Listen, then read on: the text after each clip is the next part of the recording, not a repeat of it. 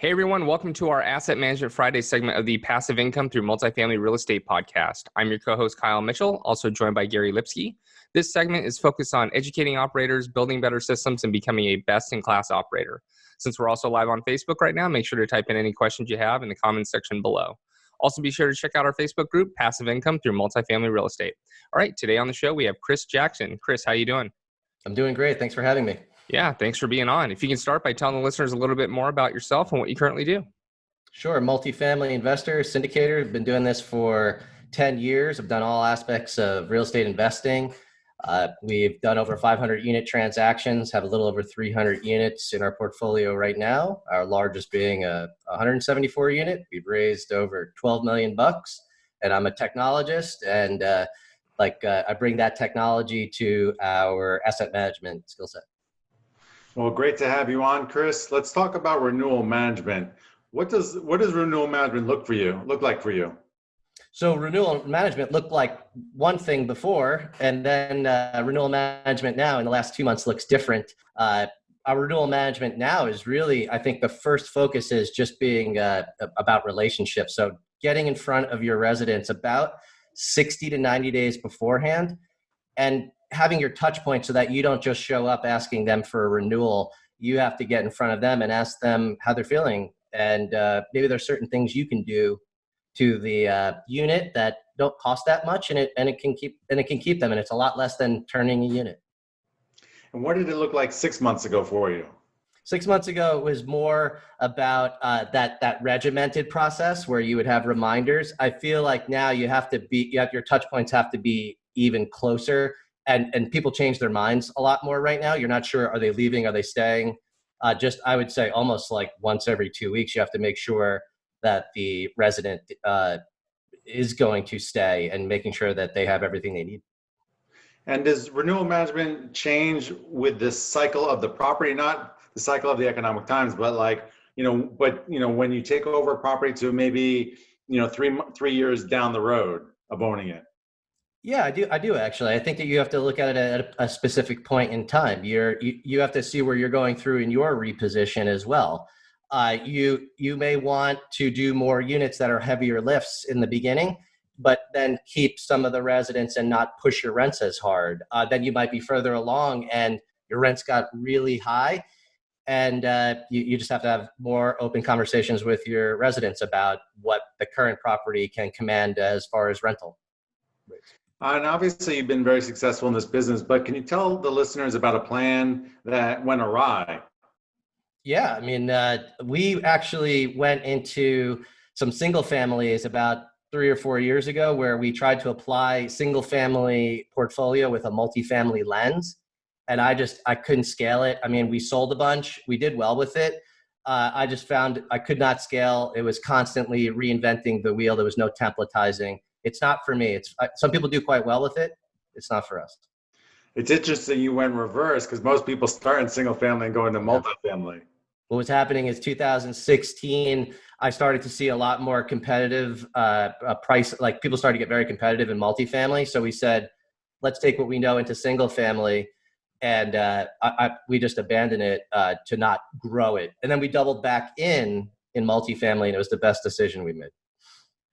And how do you track if a renewal plan is working, and what are the key measurements and tools? I mean, you can do certain things like you want to see like what is the current rent, obviously, where are you pushing to? And you want to see, are your residents actually staying after the renewal? Like, did you push too hard?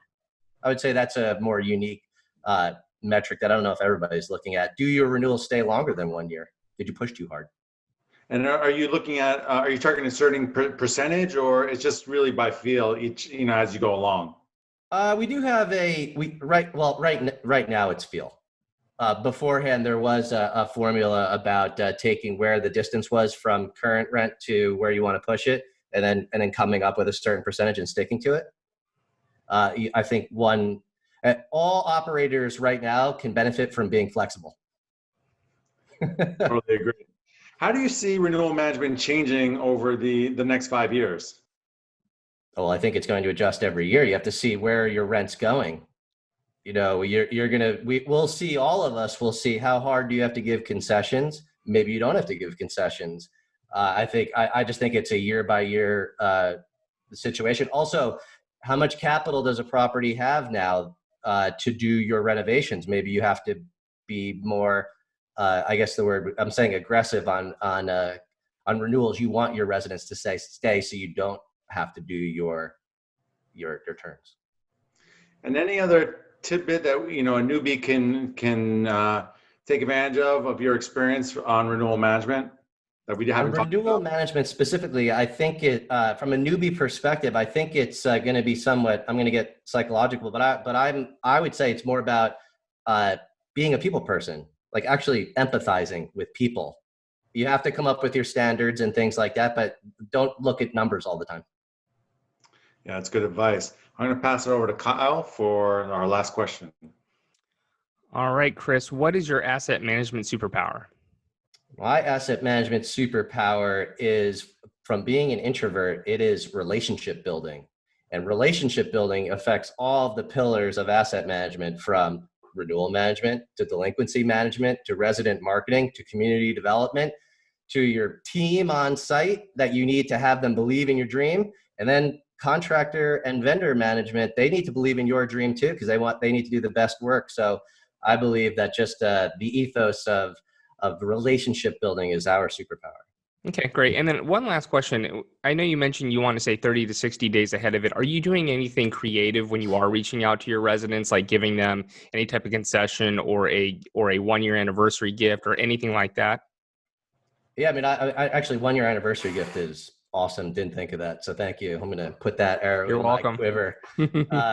Yeah, I mean, I think it's about actually a little more of ease of communication right now. Like, everybody thinks that they want the one-on-one communication. Maybe change the communication types and preferences. Some people like text. Some people like email. I think it's just communicating in the way that your residents want to communicate. Yep, love that. Awesome. All right, Chris, thanks for coming on and talking to us about renewal management today. Learned a couple things. Stay 30 to 60 days ahead of it, if not 90, right? And it's all about relationship building. You want to really empathize with your residents and make them feel like it's their home. It's not just a business. So if you can tell listeners where they can find out more about you. Sure. You can go to sharplineequity.com. I'm pretty accessible on Facebook as well with our private Facebook community, Multifamily Unveiled, LinkedIn. You can find me. Awesome. And to all our listeners out there, thanks for listening in. If you like this episode, please head over to iTunes or Stitcher, give us a rating, subscribe, and review so we can help grow this podcast. We'll talk to everyone next week. Hey, everyone. Thanks again for tuning in. We really appreciate your support.